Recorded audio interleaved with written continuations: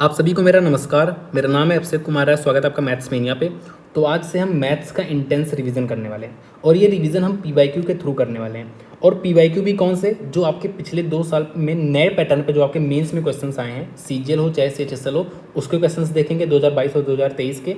साथ में जो 2024 में आपके सिलेक्शन पोस्ट सीएचएसएल सीपीओ में क्वेश्चंस आए हैं, उनके थ्रू हम यहाँ पे रिवीजन करने वाले हैं और रिवीजन बहुत ही इंटेंस होने वाला है। तो आपको भी बहुत ज़्यादा अटेंटिव होने की ज़रूरत है। अगर आपको कोई भी चैप्टर डिटेल में पढ़ना है तो मेरी ऑलरेडी प्लेलिस्ट पड़ी हुई है। आपको अगर किसी भी चैप्टर में डिफिकल्टी आ रही है तो आपको मैं ये विश्वास दिलाता हूँ कि आपको ये चैप्टर मेरे वीडियो से पढ़ने के बाद आपको कोई भी ऐसी डिफिकल्टी फेस नहीं करनी पड़ेगी। ठीक है, अब आ जाओ पहले क्वेश्चन पे। तो पहला क्वेश्चन आपसे पूछा है कि मोड बता दो। पहली बात तो मोड क्या होता है? जो डेटा सबसे ज़्यादा बार रिपीट होता है, मोस्ट रिपीटेड डेटा जो होता है, ठीक है, वो आपका होता है मोड, मोस्ट रिपीटेड डेटा। तो यहाँ पे सिंपली जो पहली वाली लाइन है ना, ये आपका डेटा है जो 6 दिन, 7 दिन, 8 दिन, 9 दिन, 10 दिन, ये आपका डेटा है। और ये जो नीचे वाली लाइन है, ये आपकी फ्रीक्वेंसी की, ये कितनी बार रिपीट हुआ है। ठीक है, तो जो 6 वाला डेटा है वो 4 बार रिपीट हुआ है, जो 7 वाला डेटा है वो 6 बार रिपीट हुआ है, जो 8 वाला डेटा है वो 7 बार रिपीट हुआ है, जो 9 वाला 5 बार और जो 10 वाला है वो 3 बार रिपीट हुआ है डेटा। तो सबसे ज़्यादा बार कौन सा रिपीट हुआ है? सबसे ज़्यादा आपका 7 रिपीट हुआ है। और ये जो डेटा है, डेटा कौन सा है? डेटा आपका 8 है। तो आपको डेटा, जो डेटा सबसे ज़्यादा बार रिपीट हुआ है ना, जो डेटा सबसे ज़्यादा बार रिपीट हुआ है वो आपका होता है मोड। तो यहाँ पे 8 सबसे ज़्यादा बार रिपीट हुआ है, तो आपका 8 यहाँ पे हो जाएगा मोड। ठीक है, अब यहाँ पे हम मीन, मीडियन, मोड, रेंज, ये सब चीज़ें समझ लेते हैं। जैसे आपको ये डेटा दिया है, तो मीन क्या होता है? इन सब का सम। ठीक है, सारे डेटा का sum divide by number of data. ठीक है, तो अगर मैं बात करूँ तो 3 2 5 3 8 8 10 18 28 28 1 29 29 और यहाँ पे 21 आपका 50 हो गया। 50 हो गया टोटल, इसका सम हो गया। अब कितने डेटा हैं? 1 2 3 4 5 6 7 8 9 10, टोटल 10 डेटा है। ठीक है, तो ये आपका 5 आ जाएगा मीन। मीडियन क्या होता है? मीडियन का मतलब होता है बीच वाला, जो सबसे बीच में आया है। तो सबसे बीच में कौन सा है? तो इसको मुझे सबसे पहले अरेंज करना पड़ेगा, असेंडिंग में चाहे डिसेंडिंग में, आप अरेंज कर लो। तो मैं यहाँ पे अरेंज कर लेता हूँ 1 2 3 3 5 5 7 7 7 और 10। तो सबसे बीच वाला टर्म कौन सा है? तो अगर मैं देखूँ, यहाँ से मैंने 4 छोड़ दिया, पीछे से मैंने 4 छोड़ दिया, तो ये 2 टर्म जो आ रहे हैं ये आपके बीच वाले हैं। देखो, अगर बीच में सिर्फ सिंगल टर्म है, जैसे अगर मेरा डेटा होता है यहाँ पे 1 2 7 8 9, ये डेटा अगर मेरे पास होता तो यहाँ पे बीच में सिर्फ एक एलिमेंट आ रहा है, तो ये आपका मीडियन हो जाता।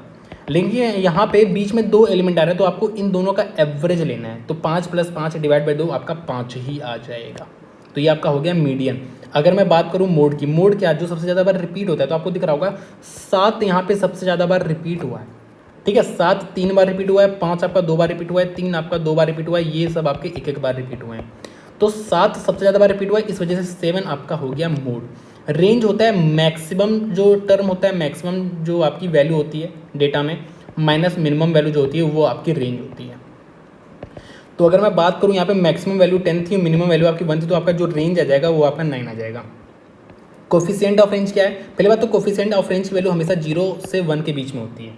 ठीक है, कोफिशिएंट ऑफ रेंज क्या होता है? Maximum value minus minimum value divide by maximum value plus minimum value.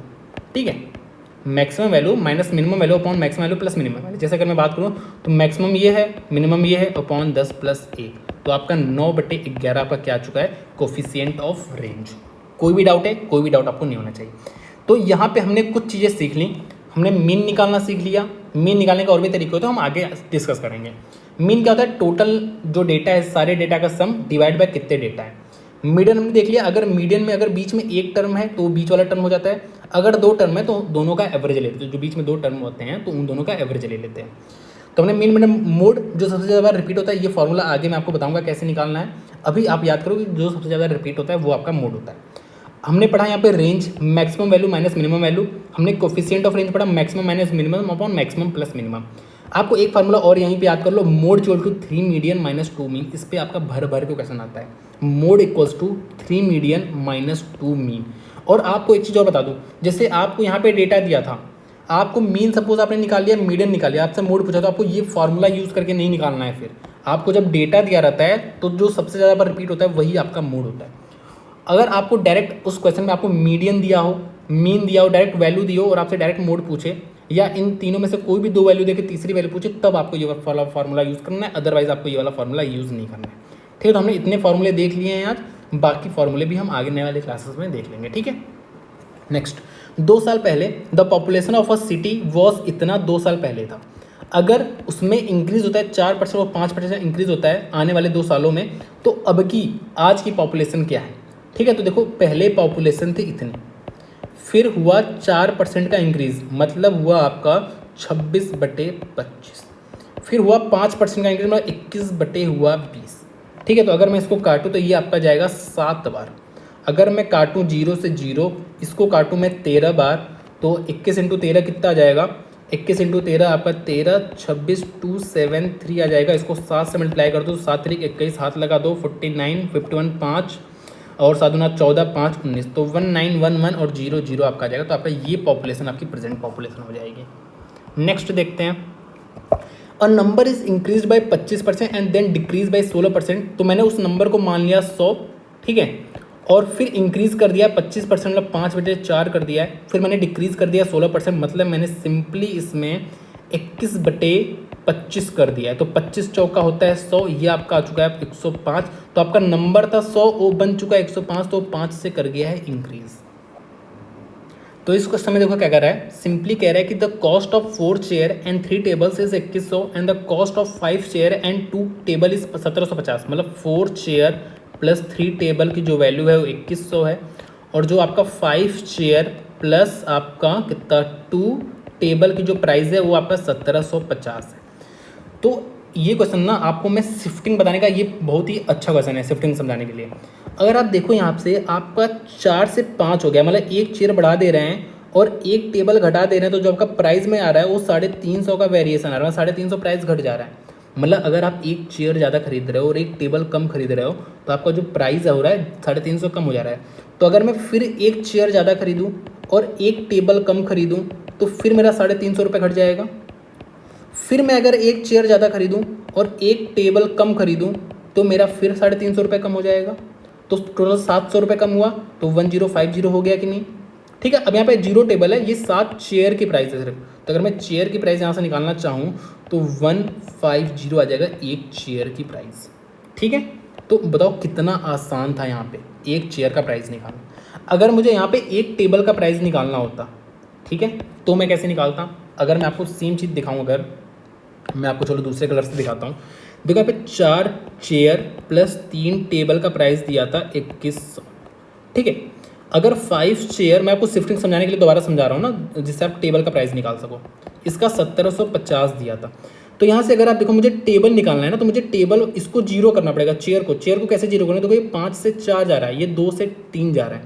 तो अगर मैं फिर से 1 घटाऊँ, और मुझे पता है यहाँ पे 350 का वेरिएशन आ रहा है, ठीक है, तो अगर मैं फिर से 1 बढ़ाऊँगा, अगर जैसे इसको मैं यहाँ पे मुझे 3 चेयर करूँगा और अगर इसको मैं बढ़ा दूंगा 4 टेबल, तो यहाँ पे फिर 350 रुपये बढ़ जाएगा।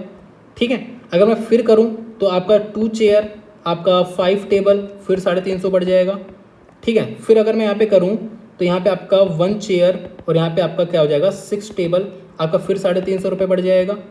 फिर अगर मैं करूँ यहाँ पे तो 0 चेयर प्लस 7 टेबल और फिर आपका 350 रुपये बढ़ जाएगा। तो आपका टोटल देखो 1400 रुपये बढ़ा है। 1400 2100 में 1400 आप बढ़ाओगे तो आपका 3500 आ जाएगा। ठीक है, तो आपका यहाँ पे टेबल का जो प्राइस है, एक टेबल का प्राइस जो निकल के आएगा, 60 टेबल का प्राइस आपका 3500 है, तो आपका जो एक टेबल का प्राइस निकल के आएगा वो आपका 500 निकल के आएगा। तो इस तरह से आप शिफ्टिंग लगाते हो। मैंने शिफ्टिंग आपको बता रखा है बोट एंड स्ट्रीम वाले चैप्टर में, लेकिन मैंने बहुत ज़्यादा जोर नहीं दिया था क्योंकि ऐसे क्वेश्चन बहुत कम फंसते हैं जो आपके शिफ्टिंग से लग जाए। ठीक है, आ जाओ नेक्स्ट पे। देखो एट योगा सेंटर 60% जो है मेंबर आर मेन है और 40% जो मेंबर हैं वो आपकी वुमेन है।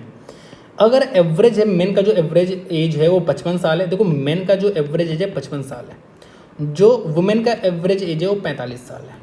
ठीक है, और जो हमसे एवरेज पूछा है इन दोनों का मिला के टोटल का एवरेज पूछा है, तो 60% अगर मेन है तो मैं ये मान लेता हूँ कि 6 मेन है और 40% महिलाएं हैं, तो मैं मान लेता हूँ 4 महिलाएं हैं। या आप इसको और काट दो तो आप ये कर लो 3 मेन है और आपकी 2 महिलाएं हैं।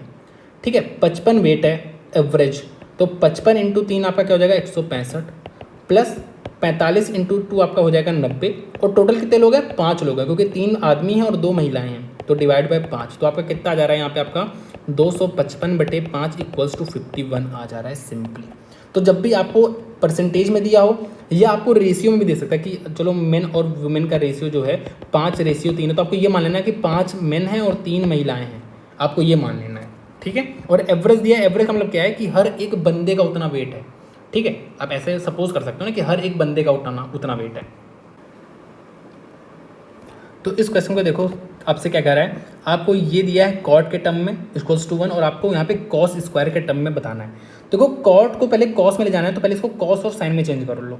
तो ये कॉस 4θ अपॉन साइन 4θ, तो मैं ऐसे शॉर्ट में रिप्रेजेंट कर रहा हूँ, c² upon s² equals to 1 दिया। यहाँ पे मैं अगर c² अपॉन s² को कॉमन ले लूँ तो आपका c² अपॉन s² प्लस 1 आ जा रहा है इक्वल्स टू 1 आ जा रहा है। तो आप देखो अगर मैं यहाँ पे c² s² है और ये देखो c² प्लस s² आपका 1 हो जाएगा और अपॉन 1 एज ये बच जाएगा आपका। तो आपका ये क्या आ चुका है, c² इक्वल टू s4 आ चुका है। अच्छा यहाँ पे आपको c4 दिख रहा है, तो पहली बात तो सब कुछ कॉस में कन्वर्ट कर दो, तो आपको ये c² दिख रहा है और इसको आप कॉस में कन्वर्ट कर दो तो आपका कुछ ये दिख रहा है। तो अगर मैं दिखाऊँ इसको खोल दूँ तो c4 माइनस 2c² दिख रहा है। तो आपको दिख रहा होगा यहाँ पे cos 4 भी आपको दिखने लगा, तो cos 4 और ये 3c² है, तो अगर आप इसको उधर भेज दो तो माइनस 3c², 1 को आप इधर भेज दो तो आपका -1 हो जाएगा। तो आपसे देखो यही पूछा था, यही आपसे पूछा था, तो आपका यहाँ पे सिंपली -1 आ चुका है। यहाँ से हम एक दो फॉर्मूला रिकॉल कर सकते हैं, जैसे आपका cosec square theta minus cot square theta equals to 1 होता है और आपका sec square theta minus tan square theta जो होता है वो भी आपका 1 होता है, ठीक है। बहुत जगह आपसे क्वेश्चन पूछता है कि cosec theta minus cot theta की वैल्यू सपोज 5 है तो आप साइन थीटा की वैल्यू बता दो, आपसे ऐसे क्वेश्चन डायरेक्ट पूछता है। तो आपको पता है कि cosec theta minus cot theta 5 है, तो आपका cosec theta plus cot theta आपका 1/5 हो जाएगा। सिंपली इसको खोल लो, ठीक है। तो यहाँ से आप इन दोनों को ऐड कर दो तो आपका cosec थीटा की वैल्यू तुरंत निकल के आ जाएगी। कितनी निकल के आ जाएगी, 5 + 1/5 का हाफ, ठीक है, क्योंकि यहाँ पे 2 cos थीटा बन जाएगा ना। और इसी का आप रेसिप्रोकल कर दोगे, ये cosec थीटा है, ये में cos नहीं cosec थीटा है, इसी का आप उल्टा कर दोगे तो आपका sin थीटा की वैल्यू निकल के आ जाएगी। ये क्वेश्चन आपसे बार बार पूछता है, इस फॉर्म में भी और इस फॉर्म में भी, तो आपको पता होना चाहिए। कुछ फार्मूला रिकॉल कर लेते हैं। cos 3θ का सिंपली फार्मूला होता है 4cos³ माइनस आपका 3cos थीटा। साइन का क्या होता है, 3sin θ माइनस 4sin³ इसका क्या होता है 3tan θ minus tan² θ upon tan³ θ upon 1 minus 3tan² θ। ये होता है tan 3θ का फार्मूला। sin 2a का क्या होता है 2sin a cos a। एक और फार्मूला होता है इसका 2tan a upon 1 plus tan² a। इसका क्या होता है cos² a minus sin² a। या आप इसको कह सकते हो 2cos² a minus sin² a, या आप ये भी कह सकते हो 1 माइनस 2sin² a। अगर मैं tan 2a के फॉर्मूले की बात करूँ तो simply 2tan a upon 1 minus tan² a। देखो आपको बहुत ज़्यादा सिमिलरिटी, तो आपको याद रखना है कि साइन वाले में आपका क्या होता है प्लस होता है और आपका tan वाले में आपका क्या होता है माइनस। आप ऐसे भी याद कर सकते हो कि जो tan a plus tan b का जो फॉर्मूला था tan a प्लस b का, tan a plus tan b upon 1 minus tan a tan b। अगर आपको ये फॉर्मूला याद है ना तो यहाँ पे a की जगह बस a डाल दो, b की जगह a डाल दो, तो आपका सिंपली यही वाला फॉर्मूला बन जाएगा, ठीक है।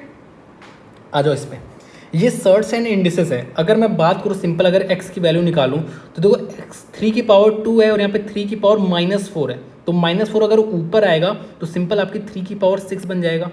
अगर मैं बात करूँ ये आपकी 2 की पावर स्क्वायर है ना, अगर ये जो आपका स्क्वायर है मैं आपको दिखाऊंगा आगे, ये आपका दोनों जगह होता है। यहाँ पे 2 का स्क्वायर है, यहाँ पे 2 की पावर -4 है, तो ये जो 2 का स्क्वायर ऊपर आएगा तो यहाँ पे सिंपल 2 की पावर -6 बन जाएगा।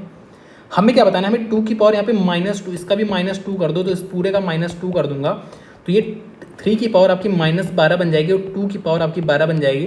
तो इसको मैं कैसे लिख सकता हूँ, इसको मैं सिंपली 2 की पावर 12 अपॉन 3 की पावर 12 ऐसे लिख सकता हूँ। तो आपका ये वाला ऑप्शन सही हो जाएगा। अगर आपको चीज़ें समझ नहीं आ रही तो आप एक बार यहाँ से सारे हम चीज़ें रिकॉल कर लेते हैं। अगर बेस सेम है और पावर डिफरेंट है तो सिंपली आपका ये ऐड हो जाता है। जैसे अगर मैं बात करूँ 3 की पावर 5 इंटू 3 की पावर 8 अगर लिखना है तो मुझे सिंपली, क्योंकि बेस सेम है तो पावर ऐड हो जाती है, तो 8 5 13 हो जाएगी यार, ठीक है। अगर बेस सेम है और डिवाइड में जैसे अगर मैं बात करूँ 3 की पावर 8 अपॉन 3 की पावर 5 है, तो सिंपली आपका 3 की पावर 8 माइनस 5 इक्वल टू 3 की पावर ये क्या हो जाएगा 3 हो जाएगा, जो कि आपका 27 हो जाता है। अगर आपको 2 की पावर 5 इंटू 7 लिखा है तो यहाँ पे पावर मल्टीप्लाई होता जाती है, तो आपका 2 की पावर 35 सिंपली ये लिखा है। यहाँ पे अगर मैं बात करूँ तो आपका अगर जैसे 2 इंटू 3 की पावर 5 लिखा है तो इसका मतलब होता है कि 2 की पावर 5 इंटू 3 की पावर 5 मतलब होता है इसका। अगर मैं बात करूँ 3/8 की पावर 9 लिखा है तो इसका मतलब होता है कि 3 की पावर 9 अपॉन 8 की पावर 9 होता है इसका मतलब। ए की पावर 0 है, किसी की भी पावर 0 होता है तो वो आपका 1 बन जाता है। और या अगर 3 की पावर 5 है ना तो इसको आप ऐसे भी लिख सकते हो 1/3 की पावर -5 लिख सकते हो, क्योंकि आपका ऊपर आएगा तो प्लस बन जाएगा। या 3 की पावर -5 लिखा है तो इसको आप 1/3 की पावर 5 लिख सकते हो, आप कैसे भी इसको डिनोट कर सकते हो। ठीक है, आपको ये सारी प्रॉपर्टी पता है तो ये बहुत ही आसान सा क्वेश्चन है। ठीक है, आ जाओ नेक्स्ट पे। A sum of money is divided among ABC में पैसा हमने डिवाइड कर दिया है 4:3:6 में। अगर शेयर्स जो सी का है वो बी से, इनका डिफरेंस कितना है 3, इस 3 की वैल्यू आपको 600 दी है, तो जो 1 की वैल्यू आ जाएगी वो आपकी 200 आ जाएगी। आज से पूछा क्या है कि how much amount will A get more than B, तो मतलब ए कितना ज़्यादा पाता है, तो आपको दिख रहा होगा इन दोनों के बीच का डिफरेंस 1 है और 1 की वैल्यू हमने निकाल रखा था 200, तो इस 1 की वैल्यू 200 आ जाएगी और हमसे यही पूछा है। तो ये प्रोबेबिलिटी का क्वेश्चन है, देखते हैं। और ये क्वेश्चन काफ़ी इंपॉर्टेंट इसलिए है क्योंकि ऐसा ही क्वेश्चन आपका CGL मेंस 2023 में भी आया था, तो इस टाइप के क्वेश्चन के आने की पूरी चांसेस है। और मैं आपको ऐसा तरीका बताऊंगा कि आपको कोई भी फार्मूला याद करने की जरूरत नहीं है, तो बहुत ही ध्यान से समझना। एक क्वेश्चन थोड़ा सा हार्ड भी करेंगे एकदम, ठीक है, तो आपको कॉन्सेप्ट समझना है, ठीक है, और बहुत ही ईजी है, तो बहुत ही ध्यान से दिमाग खोल के सुनो जो कह रहा हूँ। तो सबसे पहले हमें कुछ बेसिक चीज़ें बतानी चाहिए। जैसे यहाँ पे आपको ए सेट दिख रहा है, बी सेट दिख रहा है, और ये आपका यूनिवर्सल सेट होता है। तो ये जो पोर्शन है ये आपका ए को डिनोट करता है, ये जो पोर्शन है ये आपका बी को डिनोट करता है, ये जो पोर्शन है ये आपका ए और बी दोनों में आता है, इसको हम ए इंटरसेक्शन बी बोलते हैं। आप देखो ए कॉम्प्लीमेंट का मतलब होता है कि ए को छोड़ के बाकी सब, इसको हम ऐसे बार के भी तरह भी डिनोट करते हैं, या तो ए के ऊपर सी लिख के भी डिनोट करते हैं। इसका मतलब है ए कॉम्प्लीमेंट, मतलब ए को छोड़ के बाकी सब। तो आपको दिख रहा होगा ये चीज़ है ए, और अगर मैं इसको छोड़ के बाकी सब करूँ तो ये येलो वाला जो पोर्शन है वो ये दर्शाता है कि ए को छोड़ के बाकी सब, मतलब ए का कॉम्प्लीमेंट। ऐसे ही बी को छोड़ के बाकी सब, तो ये बी का कॉम्प्लीमेंट हो जाएगा। जो ये वाला पोर्शन बच गया वो बी का कॉम्प्लीमेंट हो गया।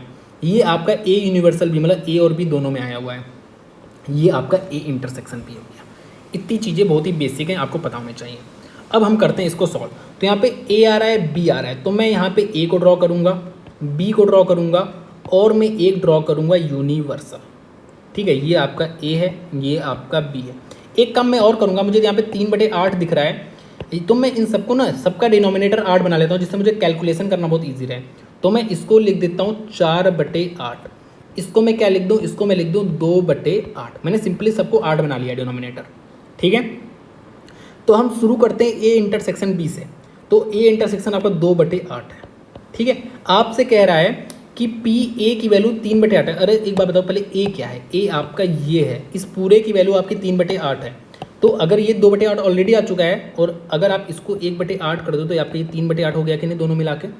ठीक है, ऐसे ही पी बी की वैल्यू 4/8 है, 2/8 ऑलरेडी आ चुका है बी में, तो ये आपका 2/8 हो जाएगा, तभी ये दोनों मिल के आपके 4/8 बने हैं।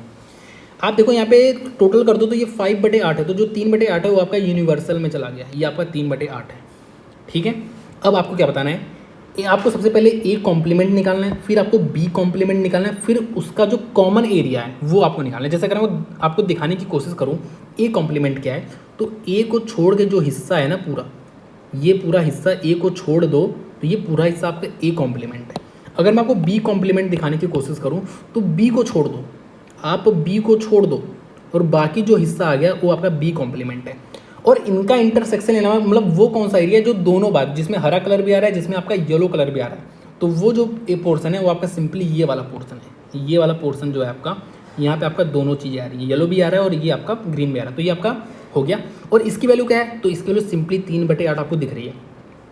जैसे अगर आपको इस पोर्सन, अगर मैं आपको ब्लैक कलर से दिखाऊँ ना, तो जैसे अगर आपको इस पोर्शन की वैल्यू पूछा होता तो आपका 1/8 था। अगर आपको इस पोर्शन की वैल्यू पूछा होता 2/8 था। अगर आपको इस पोर्शन का वैल्यू पूछा होता तो 2/8 होता। और जो इस पोर्शन जो बच गया पोर्शन, जो बाहर वाला पोर्शन है, इसकी वैल्यू पूछ रहा है हमसे, तो ये आपका 3/8 है, तो आपका इसका आंसर 3/8 आ जाएगा। लेकिन आप देखो, अब जब कॉपी में ड्रा करोगे तो काफ़ी गुचुर पुचुर हो जाएगा, तो आप कैसे समझोगे? ये तो सिंपल, अगर यहाँ पे कॉम्प्लेक्स कोई वैल्यू दे लेता तब आप तो देखो आपको क्या करना है, आपको सिंपली ना हर टर्म को ए बी सी और डी लिख देना। मतलब ये देखो आप दिख रहे हैं ना, आपको 4 पार्टीशन दिख रहे हैं यहाँ पे, तो हर एक पार्टीशन को आपको एक एक नाम देना है। तो मैंने ए बी सी डी नाम दे दिया। अच्छा ए इंटरसेक्शन मतलब ए को छोड़ के, तो आपका ए में ना ए और बी आ रहा है, इसको छोड़ के सी और डी, ये आपका है ए कॉम्प्लीमेंट। मैंने इंटरसेक्शन बोला ए कॉम्प्लीमेंट। बी कॉम्प्लीमेंट में क्या आ रहा है, मतलब बी को छोड़ के, तो बी को छोड़ के बी में आपका बी और सी आ रहा था, इसको छोड़ के आपका ए और डी आ रहा है। और इन दोनों का इंटरसेक्शन जो जो चीज़ आपकी दोनों में आ रही है, तो जो चीज़ आपकी दोनों में आ रही है वो है आपका डी। तो आपको सिंपली डी की वैल्यू पूछा है और आपको दिख रहा है डी की वैल्यू आपकी 3/8 है, तो इसका आंसर 3/8 हो जाएगा। ये मुझे आपको समझाने में समय लगा, जब आप इसको सीख गए हो और जब आप करोगे ना तो आपको बिल्कुल भी समय नहीं लगेगा। अब हमें एक थोड़ा सा ना हार्ड सा क्वेश्चन करते हैं, जिससे आपका सारा डाउट क्लियर हो जाए। आपको इसमें थोड़ा सा टाइम टेकिंग है, लेकिन बहुत ही आसान सा क्वेश्चन है। आपको यहाँ पे ए बी सी 3 चीज़ें दिख रही हैं, तो आपको सिंपल ए बी सी और एक आपको यूनिवर्सल सेट बना लेना है। तो आपका ये हो गया ए बी सी डी, ठीक है। आपका ये हो गया ए, ये हो गया बी, ये हो गया सी और ये हो गया आपका यूनिवर्सल सेट। अब आपको थोड़ा सा नामकरण भी कर देना है। नामकरण मैंने कर दिया, चलो ये हो गया ए, ये हो गया बी। हर एक पार्टीशन का आपको नामकरण करना है, A B C D E F G और एच, ये हर एक पार्टीशन का मैंने नामकरण कर दिया। अब आपको कुछ भी नहीं करना, बहुत ही आसान है। जैसे आपको प्रोबेबिलिटी ऑफ बी दिया है 3/4, तो बी में क्या क्या आ रहा है, अगर मैं बात करूँ तो बी आपका क्या है, बी आपका यही तो है। तो इसमें के अंदर क्या क्या आ रहा है, अगर आप देखो तो बी के अंदर आपका आ रहा है बी, सॉरी एक सेकंड में आपको एक चीज़, अरे यार, तो बी के अंदर आपका आ रहा है बी प्लस ई प्लस जी प्लस एफ, इसकी वैल्यू जो है 3/4 दी हुई है आपको। अच्छा ए में क्या आ रहा है, पहले मैं ए निकालूंगा, फिर मैं बी निकालूंगा, फिर मैं सी का कॉम्प्लीमेंट निकालूंगा और फिर मैं इनका इंटरसेक्शन ले लूँगा। तो ए में क्या आ रहा है, अगर मैं बात करूँ तो आपका ए में ए आ रहा है, ई आ रहा है, जी आ रहा है और डी आ रहा है, ये हो गया आपका ए। अगर मैं बी की बात करूँ तो बी में आपका क्या आ रहा है, बी आ रहा है, एफ आ रहा है, ई आ रहा है, जी आ रहा है। अगर मैं सी कॉम्प्लीमेंट मतलब सी को छोड़ के, तो सी को जो छोड़ के आ रहा है आपका ए आ रहा है, ई आ रहा है, बी आ रहा है और आपका एच आ रहा है। तो ये हो गया आपका ए, ये हो गया आपका बी और ये हो गया आपका सी कॉम्प्लीमेंट। इन तीनों का इंटरसेक्शन मतलब जो चीज़ आपकी तीनों में आई है, तो ए आया है क्या, ए नहीं आया है, ई आया है क्या, ई आया है तीनों में, जी आया है क्या, नहीं आया है, डी आया है क्या, नहीं आया है। तो आपका ई तीनों में आया है, तो आपकी ई की वैल्यू आपको क्या दी है, 1/3। अगर मैं बात करूँ ए कॉम्प्लीमेंट, तो ए कॉम्प्लीमेंट क्या है, ए को छोड़ के बाकी सब, मतलब H B F C. B में क्या क्या है आपका, simply B F E G. C complement, C को छोड़ के तो हमने यहाँ पे निकाला था, ऐसे इसी को फिर से लिख लो, ए ई बी एच। अब देखो तीनों का इंटरसेक्शन लिया है ना, तो तीनों में क्या क्या आ रहा है, तीनों में आपका क्या एच आ रहा है क्या, एच नहीं आ रहा है, बी आ रहा है क्या, बी आ रहा है, एफ आ रहा है क्या, नहीं आ रहा, सी आ रहा है क्या, नहीं आ रहा। तो आपको बी की वैल्यू सिंपली दी है, बी की वैल्यू आपको सिंपली क्या दी है, 1/3। अरे यार इसकी वैल्यू 1/3 दी है ना, मुझे बी इंटरसेक्शन सी निकालना है। बी इंटरसेक्शन की सी क्या है, अगर आप देखो बी इंटरसेक्शन जी प्लस एफ है, आपको जी प्लस एफ की वैल्यू बतानी है। तो आप देखो यहाँ पे जी प्लस एफ, बी प्लस ई, देखो यहाँ पे आपको बी भी दिया है, ई भी दिया है, इसकी वैल्यू आपकी कितनी आ गई है, इसकी वैल्यू आपकी 2/3 आ गई है। तो इस बी प्लस ई की जो वैल्यू है आपकी 2/3 है, और आपको जी प्लस एफ की वैल्यू बतानी है, तो आपको सिंपल 3/4 में से 2/3 माइनस करना है, जो कि आपका कितना जा रहा है, आपका आ जा रहा है 1/12। तो आपका देखो इतना कॉम्प्लेक्स क्वेश्चन 1/12 आपका आंसर आ गया। थोड़ा सा लॉन्ग है, लेकिन जो कॉन्सेप्ट मैं समझाना चाह रहा हूँ वो आप कॉन्सेप्ट मेरे ख्याल से समझ चुके होंगे। आपको एक सीरियल का क्वेश्चन है, उसका डेटा गलत दिया है, लेकिन आप इस तरीके से करोगे तो आपका आंसर आ जाएगा। आप खुद ट्राई कर सकते हो, आराम से आएगा, आपको ज़्यादा समय नहीं लगेगा। ये तो मुझे समझाने में समय लगा, इस तरह से करना है। और आपको बता दूँ तो ये IIT का क्वेश्चन है, ठीक है, ये IIT का क्वेश्चन है, ठीक है। तो इस तरह से आपको करना है, आपको कोई भी फॉर्मूला याद करने की जरूरत नहीं है। हाँ, यहाँ पे मुझे a-2b की वैल्यू 8 दिया है, 2ab की वैल्यू मुझे कुछ दिया है, और यहाँ पे a+2b की वैल्यू दिया है। तो आप देखो a-2b की वैल्यू आपको दिया है और a+2b की वैल्यू आपसे पूछा है। तो आपको यहाँ से एक चीज़ समझ में आनी चाहिए, हमने पढ़ा था अगर x+1/x की वैल्यू दिया है और मुझे x-1/x की वैल्यू बताना है, तो मैं सिंपली देखो प्लस से मुझे माइनस में आना है, मतलब छोटी वैल्यू करनी है, तो n² -4 कर दूंगा। अगर मुझे x-1/x दिया रहता और मुझसे x+1/x पूछा रहता, तो मुझे पता है मुझे छोटे से बड़े पे जाना है, तो मैं सिंपल n² +4 कर देता। अच्छा, ये तो तब है ना जब ये दोनों एक दूसरे के रेसिप्रोकल हैं, बट अगर ये दोनों एक दूसरे के रेसिप्रोकल नहीं होते तो मैं सिंपली क्या करता, मैं 4 की जगह जो आता वो आपका 4AB आ जाता। यहाँ पे 4 की जगह 4AB आ जाता आपका। कब? जब यहाँ पे एक दूसरे के रेसिप्रोकल नहीं होता। जैसे कि आप देखो यहाँ पे एक दूसरे के रेसिप्रोकल नहीं है, तो आपको माइनस से प्लस पे जाना है, तो आप क्या करोगे, root of n square plus 4 और साथ में AB आएगा। ठीक है, लेकिन आपको एक बात समझने की जरूरत है, यहाँ पे जो AB है ना वो AB नहीं है, वो आपका A है, A की वैल्यू A है और B की वैल्यू 2B है। ठीक है, तो इसको हम करते हैं। तो सबसे पहले आपका n स्क्वायर क्या आ रहा है, n स्क्वायर आपका 64 आ रहा है, प्लस AB, पहले बात तो AB 4AB क्या आ रहा है, तो 4 की जगह 4 है, A की जगह आपका A है और B की जगह आपका 2B है, तो 2B आता है तो सिंपल आपका 8B हो जाएगा। इतनी बात क्लियर है ना। AB की वैल्यू आपकी 9/2 आ रही है, AB की वैल्यू आपकी 9/2 आ रही है, तो आप यहाँ पे 9/2 कर दोगे तो आपका सिंपल 36 आ जाएगा। ठीक है,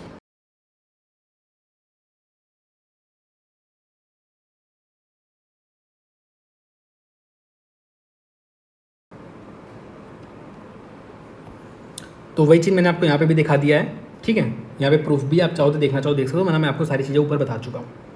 यहाँ पे देखो, the average weight of 40 student of a school is इतना दिया है। If the weight of a teacher is included, अगर टीचर को और इंक्लूड कर दिया जाता है तो जो एवरेज वेट है वो 500 ग्राम से बढ़ जाता है। तो मुझे इस टीचर का वेट बताना है, तो मैंने आपको बहुत ही आसान तरीका बताया, बिल्कुल मतलब रियलिस्टिक सोचा करो। तो 40 स्टूडेंट का जो वेट था वो 52 था सबका। मैंने कहा कि एक टीचर अगर यहाँ पे आई हैं तो इनका भी मैं मान लेता हूँ 52 प्लस समथिंग वेट होगा। शुरू में मैंने 52 ही माना और प्लस समथिंग वेट होगा, और जो समथिंग वेट है ना, ये सब में अगर आधा आधा बांट दें, मतलब आधा आधा किलो सब में बांट दें, तो सबका आधा किलो से इंक्रीज हो जाएगा। वही हमसे कहा है।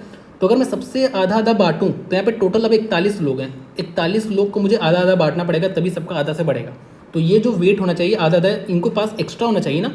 तो अगर 41 लोग को आधा आधा वेट बांटना है, आधा आधा kg, तो आपको 20.5 वेट आपके पास एक्स्ट्रा होना चाहिए। तो जो टीचर का वेट है वो 52 प्लस इतना होना चाहिए। ठीक है, तो 72.5 टीचर का वेट होना चाहिए। तो इस तरह से आप थोड़ा सा रिलेट करके भी कर सकते हो।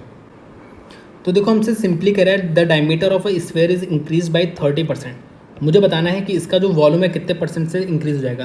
तो हमें ये समझने की जरूरत है कि डायमीटर अगर 30% से इंक्रीज हो रहा है तो जो रेडियस है वो भी 30% से इंक्रीज हो जाएगा। ठीक है, साथ में आपको ये भी पता है कि 4/3 आर क्यूब आता है, मतलब आर 3 बार आता है। तो आपका आर सपोज 10 है तो 10 से 13 हो रहा है, ये 3 बार हो रहा है।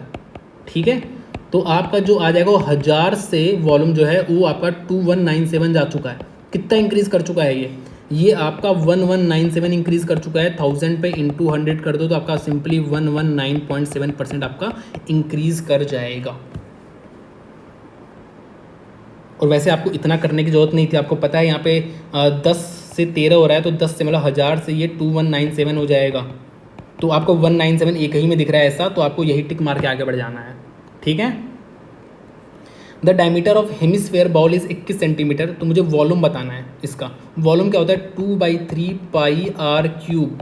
तो आर क्या है यहाँ पे 21/2 है, 21/2 इंटू 21/2 इंटू 21/2। आप यहाँ पे कुछ चीज़ें काट सकते हो, 7 त्रिक 21 से 21 काट दो आप यहाँ से 2 से 2 काट दो, यहाँ से आप 11 काट दो, और आपका यहाँ पे 21 का जो होता है आपका 441 होता है। यहाँ पे 441 एक बार और आ जाएगा, यहाँ पे आपका ये आपका ऐसे आ जाएगा, इसको आप काट दो 2 4 2 5.5 आपका ऐसे आ जाएगा। ठीक है, फ्रस्टन के बारे में बात कर लेते हैं थोड़ी सी यहाँ पे, अगर हम थोड़ी बहुत चीज़ें रिलेट भी कर सकते हैं यहाँ पे। देखो, फ्रस्टन सिंपल कोन को काट के बना दिया जाता है। तो हमने पढ़ा था अगर मैं कोन की बात करूँ तो कोन का जो आपका सरफेस एरिया होता है, कर्व सरफेस एरिया जो होता है CSA, वह क्या होता है πRL। तो मैंने कहा था आपका फ्रस्टन में सिंपली पाई आर की जगह आपको R प्लस आर कर देना है इंटू L कर देना है, ये आपका CSA हो जाता है। अगर TSA की बात करूँ तो CSA में आप ऊपर नीचे का एरिया ऐड कर दोगे, मतलब pi r square plus r square कर दोगे तो आपका क्या आ जाएगा, आपका TSA आ जाएगा। अगर मैं वॉल्यूम की बात करूँ तो मैंने बताया था इसका जो होता है वॉल्यूम कोन का 1/3 पाई आर स्क्वायर एच होता है। तो यहाँ पे आपको आर स्क्वायर की जगह क्या लिखना है, 1/3 पाई आर स्क्वायर की जगह आर स्क्वायर प्लस आर लिख देना है और इंटू एच। तो आपका ये हो गया वॉल्यूम। तो इतनी 3 चीज़ आपको पता होनी चाहिए। साथ में आपको एक चीज़ और पता होनी चाहिए, कभी कभी आपको एल नहीं दिया होता है तो एल कैसे निकालोगे। देखो, एक से मैं इसको सही कर दूँ थोड़ा सा। ये देखो, ये चीज़ दिख रही है ना आपको, तो आपको दिख रहा है ये आपका स्मॉल आर है, ये आपका कैपिटल आर है। तो ये जो पोर्शन है ये आपका आर माइनस आर है, ये आपका 90 डिग्री है, ये आपका 90 डिग्री है, ये आपका एच है। तो एल की वैल्यू क्या हो जाएगी root of H square plus R minus R का होल स्क्वायर, ये आपका एल हो जाएगा। तो आपको ये तीनों फार्मूला याद होना चाहिए। A person cover 1/4 of his journey at a speed of 25 kilometre, 1/2 of the journey at the rate of 40 kilometre per hour and remaining at the speed of 50 kilometre per hour. तो मुझे यहाँ पे average बताना है। तो यहाँ पे ना मैं कोई भी एक डिस्टेंस गेस कर सकता हूँ अपनी कैलकुलेशन को ईजी करने के लिए। तो मैं ऐसी वैल्यू गेस करूँगा ना, जिससे ये 1/4 वगैरह, ये 40 किलोमीटर, ये सब ईजिली कट जाए सब कुछ। तो मैं यहाँ पे ना, क्योंकि मुझे 1/4 दिख रहा है, 25 दिख रहा है, 40 दिख रहा है, 50 दिख रहा है, तो मैं 400 गेस कर लेता हूँ कि 400 डिस्टेंस है टोटल। आप कोई भी डिस्टेंस मानो, आपका आंसर वही आएगा। तो 400 डिस्टेंस है, total distance 400, total distance upon total time, यही तो होता है एवरेज स्पीड। ठीक है, एवरेज स्पीड यही तो होता है। तो टोटल डिस्टेंस 400 मैंने माना। अब 1/4 मतलब 100 डिस्टेंस को मैं 25 किलोमीटर पर आवर की स्पीड से कर रहा हूँ। मैं हाफ डिस्टेंस, हाफ मतलब 200 किलोमीटर, 400 का हाफ 200 होता है, इसको मैं 40 से कर रहा हूँ। और जो बच गया कितना बच गया, 100 बच गया, इसको मैं 50 से कर रहा हूँ। तो आपका सिंपली 400/4, और यहाँ पे कितना आ जाएगा, यहाँ पे आपका 5 आएगा। तो 4, 5 और 2, 5 4 9 11, तो 11/4 आपका एवरेज स्पीड आ चुका है। इसको आप सॉल्व करोगे तो आपका 3 आ जाएगा, 6 आ जाएगा, और आपका यहाँ पे 6, 4/11 आ जाएगा। तो ये आपकी एवरेज स्पीड आ चुकी है 36 सही 4/11। यहाँ से हम एक चीज़ और सीखेंगे। एवरेज स्पीड एक तो total distance upon total time होता है। अगर दो इक्वल डिस्टेंस है तो यहाँ पे एवरेज स्पीड जो होता है 2s1s2 upon s1 plus s2 होता है। जैसे 2 इक्वल डिस्टेंस का मतलब ये है कि जैसे यहाँ पे वो कहता है कि वो फर्स्ट हाफ अपना s1 स्पीड से जा रहा है और सेकेंड हाफ अपना s2 स्पीड से जा रहा है। तो यहाँ पे जो हाफ है ना, ये इक्वल डिस्टेंस है। या हम ये भी कह सकते हैं कि a और b के बीच में वो a से b जाता है s1 स्पीड से, यहाँ से आता है s2 स्पीड से। तो यहाँ पे भी दो इक्वल डिस्टेंस है। ठीक है, तो इस केस में आप डायरेक्ट फॉर्मूला यूज़ कर सकते हो 2s1s2 upon s1 plus s2। 3 equal distance के लिए आप क्या यूज़ कर सकते हो, 3s1s2 s3 upon s1 s2 plus s2 s3 plus s3 s4। ये 3 इक्वल डिस्टेंस के लिए यूज़ कर सकते हो। अच्छा, मैंने शायद पिछले क्लास में यहाँ पे 2 लिख दिया था, लेकिन यहाँ पे 3 होगा, आप इसको करेक्ट कर लेना। ठीक है, आफ्टर दे मीट, आपने एक क्वेश्चन पढ़ा होगा कि यहाँ से ए है पॉइंट, ये बी पॉइंट है, यहाँ से एक जा रहा है s1 स्पीड से, यहाँ से एक आ रहा है इस तरफ s2 स्पीड से। ये यहाँ पे कहीं मिलते हैं। मिलने के बाद यहाँ पे ये t1 टाइम लेता है, ये t2 टाइम लेता है। जो b है वो t2 टाइम लेता है और जो a है वो आपका t1 टाइम लेता है। तो यहाँ से आपको पता होना चाहिए s1 अपॉन s2 जो होता है वो रूट t2 अपॉन t1 होता है। देखो, इन सब पे जो भी आपको फॉर्मूला याद कराना हो, रिकॉल कराना हो, इस पर डायरेक्ट क्वेश्चन आता है, इस वजह से मैं आपको कराता हूँ। विद एंड विदाउट स्टॉपेज क्या आता है, जैसे हमसे कह दे कोई बस है, वो ए से बी जा रही है, ए से बी जाने पे अगर वो कोई भी स्टॉपेज नहीं लेती तो उसकी जो एवरेज स्पीड है वो 60 किलोमीटर पर आवर है विदाउट स्टॉपेज। अगर वो कहीं पे रुक रही है विद स्टॉपेज, उसकी स्पीड है 50 किलोमीटर पर आवर। तो वो 1 घंटे में कितने देरी रुक रही है, स्टॉपेज टाइम बताना है आपको सिंपली स्टॉपेज टाइम बताना है। तो आपको कुछ नहीं करना है, आपको सिंपली ये जो गैप दिख रहा है, इसके बीच का गैप है 10। तो अगर मैं फॉर्मूला लिखूं तो gap divide by without stoppage speed, without मतलब नॉर्मल स्पीड कह सकते हो आप, विदाउट स्टॉपेज स्पीड कितनी थी, 60 थी, डिवाइड बाय 60। तो इतने आवर के लिए वो रुक रहा है, 1 घंटे में इतने घंटे के लिए रुक रहा है, लेकिन आपसे मिनट्स में पूछेगा तो इंटू 60, तो ये हो गया आपका मिनट्स, इतने मिनट्स के लिए वो रुकेगा।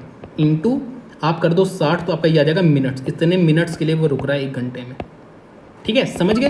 तो सिंपल आपको फॉर्मूला क्या करना है, gap upon without stoppage speed into 60, इतने मिनट के लिए वो 1 घंटे में रुकेगा। अगर डिस्टेंस कांस्टेंट है तो अब जो आपका s1 s2 का जो रेशियो होता है वो t2 अपॉन t1 का हो जाता है, मतलब इनवर्सली प्रोपोर्शन होता है, वो इनवर्सली प्रोपोर्शन होता है। अगर टाइम कांस्टेंट है तो जो s1 s2 का रेशियो होता है वही आपका d1 d2 का रेशियो होता है। ठीक है, डायरेक्टली प्रोपोर्शन होता है इस केस में। नेक्स्ट पे आओ, the concentration of 3 wines A B C are 10%, 20%, 30%, 10%, 20%, 30% A B C. इनको हम मिला रहे हैं 2:3:x में। तो मैंने बताया आपको भी पीछे 2:3:x मतलब यही है, सिंपल आप ये मान लो कि 2 लीटर मिला रहे हैं इसको, 3 लीटर मिला रहे हैं इसको और x लीटर मिला रहे हैं इसको।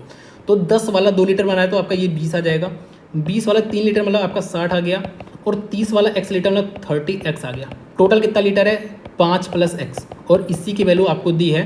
टोटल आपका कितना कंसंट्रेशन, 23, तो ये रिजल्टिंग 23 आ गया। तो आपको सिंपल 80 + 30x इक्वल्स टू आपको करना था 115 प्लस 23x। तो यहाँ से अगर मैं बात करूँ 7x की जो वैल्यू आ रही है 5 आ रही है, और जो x की वैल्यू आपकी आ रही है वो सिंपली 5 आ जा रही है। ठीक है, तो 5 आपका करेक्ट आंसर आ जाएगा। नेक्स्ट देखो, A and B each have a certain number of oranges. A said to B, अगर भाई साहब तुम मुझे if you give 10 of your oranges तो मेरे पास तुम्हारे से दुगना हो जाएगा। B कहता है एक काम करो, तुम अगर मुझे 10 दोगे तो हम दोनों के पास बराबर हो जाएगा। तो मुझे बताना है A के पास कितना है, B के पास कितना है। तो मैंने सिंपली माना कि A के पास A ऑरेंजेस हैं, B के पास B ऑरेंजेस हैं। अब क्या कह रहा है, A कह रहा है B से, A B से कह रहा है कि अगर तुम मुझे अपने 10 ऑरेंजेस दे दो, तो अगर A B से कह रहा है ना तो B देगा ना, तो यहाँ पे A के पास A प्लस 10 ऑरेंज हो जाएगा, B के पास B माइनस 10 ऑरेंज हो जाएगा, क्योंकि B ने दिया A ने लिया। तो मेरे पास तुम्हारा दुगना हो जाएगा, तो सिंपली ये क्या हो जाएगा, दुगना हो जाएगा, A के पास दुगना हो जाएगा B का। तो यहाँ से मेरा जो रिलेशन आ रहा है वो A minus 2B equals to जो आ रहा है -30 का रिलेशन आ रहा है। दूसरी बात क्या कह रहे हैं ये लोग, दूसरी बात कह रहे हैं B कहता है B रिप्लाइज, मतलब B A से कहता है अगर तुम मुझे अपने 10 दे दो, तो अब B के पास 10 आ जाएंगे और A ने 10 दिया है, तो हम दोनों के पास बराबर हो जाएगा। तो यहाँ से आपका जो रिलेशन आ रहा है A माइनस B की जो वैल्यू आ रही है वो 20 आ रही है। आज से पूछा है A के पास कितने, तो मैं B को एलिमिनेट कर दूँ, तो B की जो वैल्यू आ रही है वो आपकी सिंपली B की वैल्यू क्या आ रही है, B की वैल्यू आपकी A माइनस 20 आ रही है, ये आपकी B की वैल्यू आ रही है। तो इसको मैं इसमें डाल देता हूँ, तो आपका ये A माइनस 20 तो हो जाएगा। तो यहाँ से आपका क्या आ रहा है, आपका A माइनस 2A और प्लस 40 इक्वल्स टू -30 आ रहा है। तो यहाँ से आपकी जो A की वैल्यू आ जा रही है वो आपकी सिंपली 70 आ जा रही है। तो आपका A की वैल्यू जो आ जाएगी 70 आ जाएगी। ठीक है, आसान सा, बस आपको जो कहा था वो लिखना था, आसानी से सॉल्व कर लो इसको। पहली बात तो दोनों तरफ हम क्यूब कर देंगे जिससे हमारा ये क्यूब हट जाए, और इसको ना मैं अपॉन करके लिख लेता हूँ, जैसे इसको मैं 8/100 लिख लेता हूँ, इंटू 8/10 लिख लेता हूँ, इंटू P। मैंने क्यूब कर दिया तो यहाँ से पूरा ये गायब हो जाएगा। यहाँ पे मैं क्यूब करूँगा तो ये आपका क्या जा रहा है, ये 8/1000 का क्यूब आ जा रहा है। ठीक है, और फिर ये आपका देखो 8/10 का क्यूब आ जा रहा है, 8/10 का क्यूब आ जा रहा है, और इंटू क्यू, क्योंकि यहाँ पे मैंने क्यूब किया तो ये आपका क्यूब रूट हट जाएगा, हमसे P/Q पूछा है।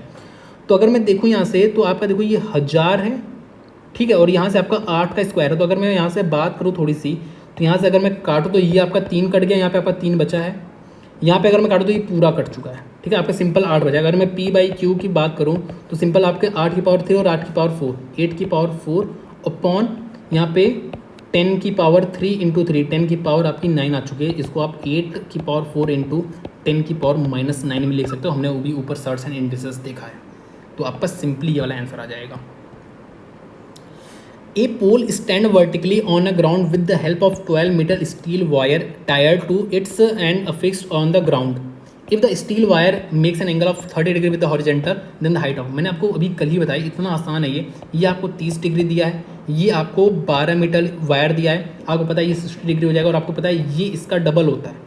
ठीक है, तो अगर ये 12 है तो ये इसका आधा हो जाएगा, ये आपका सिंपली 6 हो जाएगा। और आपसे पूछा है कि इस पोल का हाइट क्या है, तो आपका सिंपली 6 मीटर हाइट हो जाएगा। तो मैंने आपको रेशियो बता रखा है ना, सिंपल हमने क्या सीखा था, हमने ये सीखा था कि अगर ये साइड A है, ये 30 डिग्री है, तो 30 डिग्री के सामने वाली साइड छोटी होगी, तो छोटी करने के लिए √3 से डिवाइड कर दूंगा।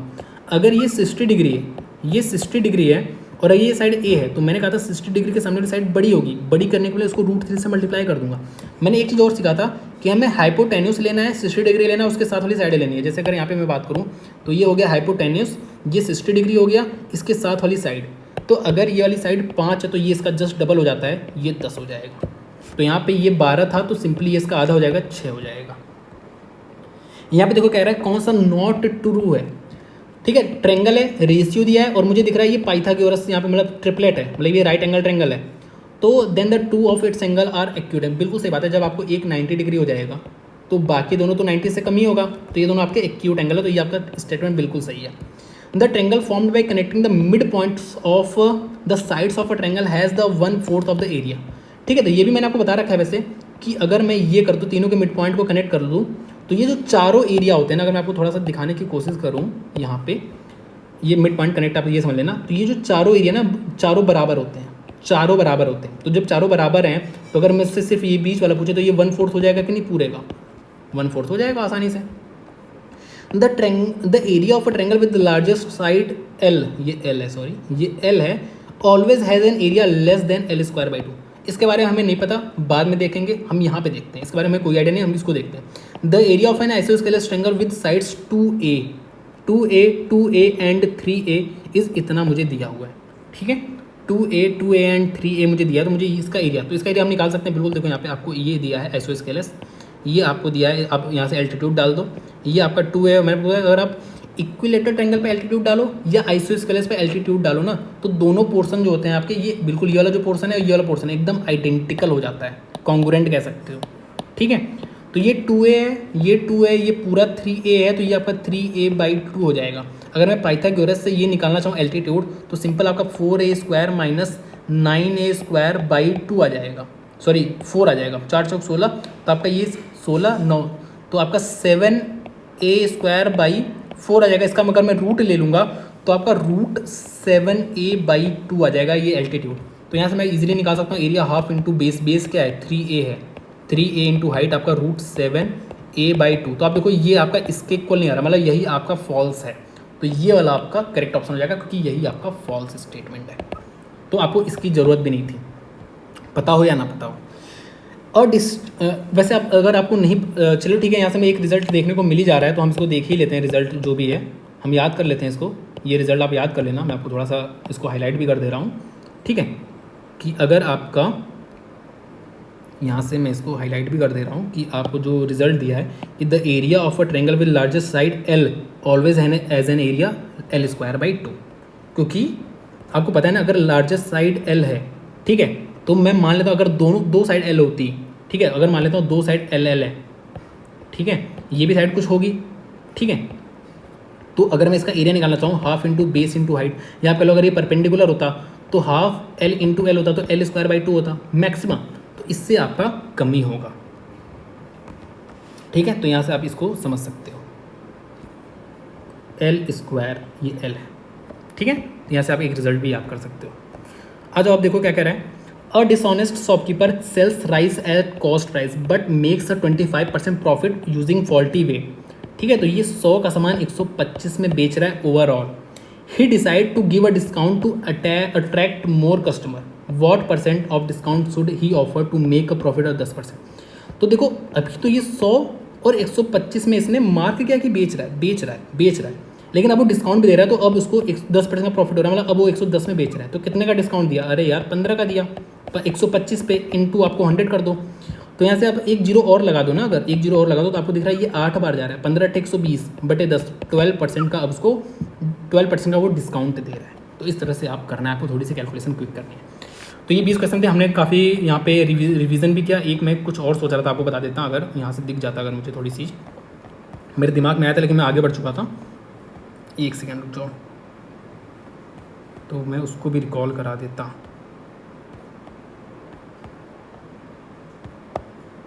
चलो छोड़ो, कोई बात नहीं, अगली क्लास में रिकॉल कर लेंगे जो भी चीज़ें।